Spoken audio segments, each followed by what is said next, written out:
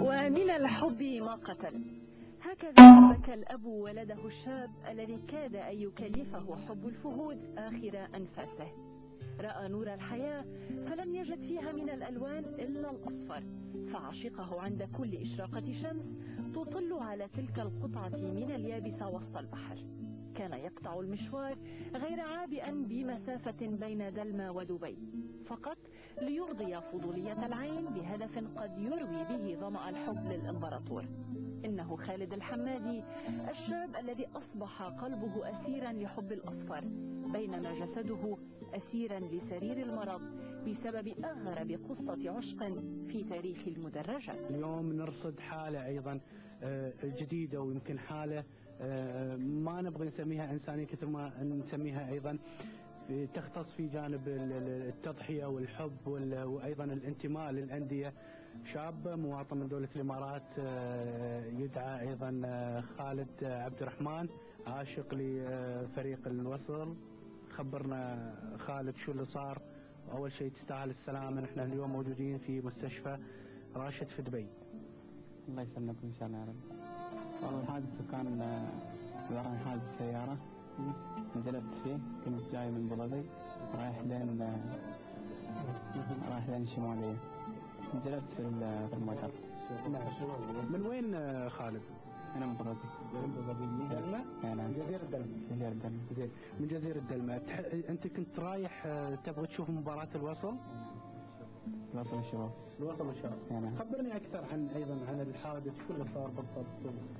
سامحني بذكرك يعني. ويا ريت أتذكر شيء أنا الحادث. ما تتذكر؟ المشكلة هذا ما أتذكر في أي شيء. ما تذكرت لأني كنت سهل المباراة. فقط على المباراة. والحادث أبدا ما أتذكر في أي شيء. كنت يمكن تفكر في المباراة زيادة وسرعت تبغى تلحق. يمكن. يمكن. متى أنت وصلاوي خالد؟ من يوم جيت على الدنيا.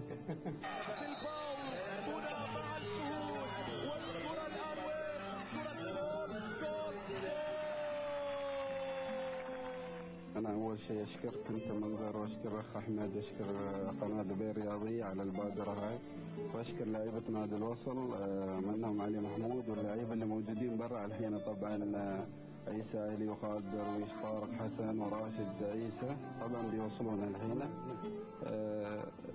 طبعا أنا يمكن خالد ما أعرفه وايد، أنا أعرف ولد عمته اللي هو محمد، لأنه ساكن في نفس المنطقة من الملقاية. وخالد طبعا منطقة دلمة من جزيرة دلمة، وياي زيارة مقيم، فعلى الدرب على أساس أنه هو بيشوف مباراة الوصل الشباب، بعد ما يخلص المباراة يوصل مقيمين. ف يعني شوف أقول لك، مثل ما تشوف الحين هاي حالته، وقدر الله ما شاء فعل في هالشيء، والحمد لله. بس الرجال طبعا في حالة أنه مسوي 3 عمليات في ظهره ويده، ويباله فترة علاج مش طويلة كثر ما تعتمد على الشخص نفسه. فإن شاء الله هو عنده الشجاعة وما شاء الله عليه مستجيب للعلاج بشكل وايد زين. بس حتى الدكتور نصح انه لو يكون برا هذا يسافر هي. فحتى كان موجود هني حارس نادي العين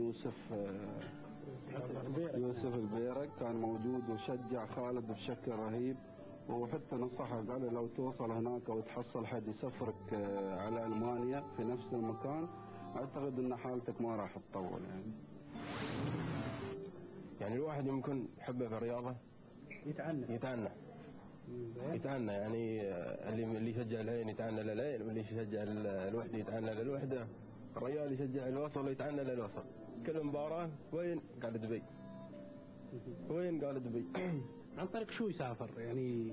والله في طرق، في طال عمرك عندنا العبارة، كلهم تنزل في العبارة اللي على طريق البر، ومن عقبها في السيارة تقطع تقريبا لين دبي يمكن 300 كم ساعة تقريبا؟ يمكن 3 ساعات. ترجع انك تحضر مباراة من هالدرب الطويل. والله يعتمد على العشق هو للنادي. سمع بدراما قصته رجال ملعب زعبيل، وأدركوا بأن جليس المدرجات يصارع الأنفاس ويدخل معها المنعطف الأخير، فهبوا لتقديم المص الأخير في رحلة الإنقاذ. قطع صنعوا الجدار الفاصل بين ملعبهم ومستشفى راشد، واقتربوا بلونهم الأصفر تجاه سريره، فإذا بنبضات قلبه ترد فيها الخفقات، وتكتسي عينه بدموع من الحياة، غير مصدقا بأن من عشقهم في الملعب بأسمائهم وشهرتهم هم من يلتفون حول سريره.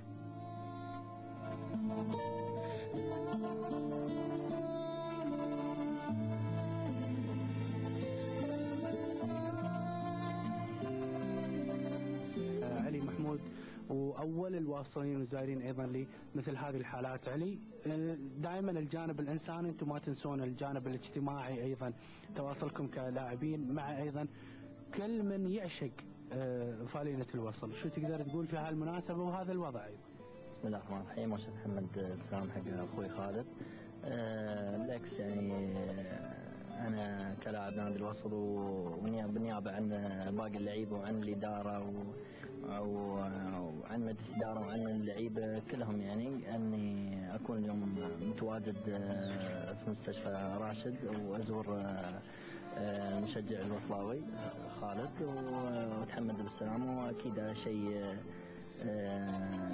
لابد من كل اللعيبه انهم يوقفون، حتى الجماهير هم يعني يبدون يساندون اللعيبه في الملعب، فلا بد نحن نكون وياهم ونساندهم في محنتهم.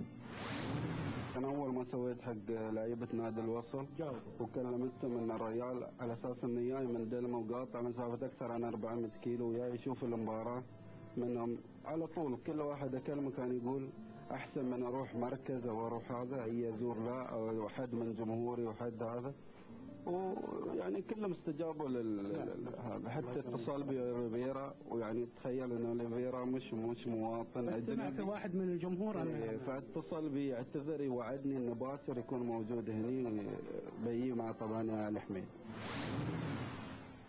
لم يصدق الطبيب المداوي معجزة ما حدث، كما لم يصدق الوالد بأن دواء الشفاء الذي حرك نبضات الابن ورفع من معنوياته جاء عبر شهامة ونشامة صحبة زعبي. أول شيء أشكركم، أشكر تلفزيون دبي، وأشكر اللاعبين اللي صراحة ما قصروا. هاي طبعا معنويات عالية بالنسبة لهم، وهذه تفيده بالعلاج، والحمد لله رب العالمين. يعني على أول شيء على صحته، الحمد لله رب العالمين. نقول الحمد لله، هذه إرادة الله. لم يكن الأب يتوقع معجزة ما حدث، وطالب بعد أن ردت الأنفاس لابنه بأن تواصل القلوب همس الرحمة ومد يد المساعدة لأب كل ما يتمناه أن يرى ابن القانون خالد واقفا بين ذراعيه. والحمد لله حكومات ما مقصرين هنا، جزاهم الله خير، مستشفى راشد والنعم فيهم، يعني ما قصروا. لكن مثل ما شايف يعني علاج برع في متخصصين للعمود الفقري والاشياء هذه، وافضل من هنا الحمد لله بكثير. يعني وناس امين وناس جربوا هناك، يعني العلاج اسرع من هنا. وهذه جزى الله الشدائد كل خير، فبها عرفت معادن الرجال، فما قدمه صحبة الأصفر يستحقون به صدارة دور محترفو الإنسانية. فعودة الروح لخالد دلمة قاطع المسافات بها من رسالة تؤكد بأن الكرة ليست هدفا جميلا في ملعب، بل هدفا أسمى لو كان في شباك الإنسانية والوفاء.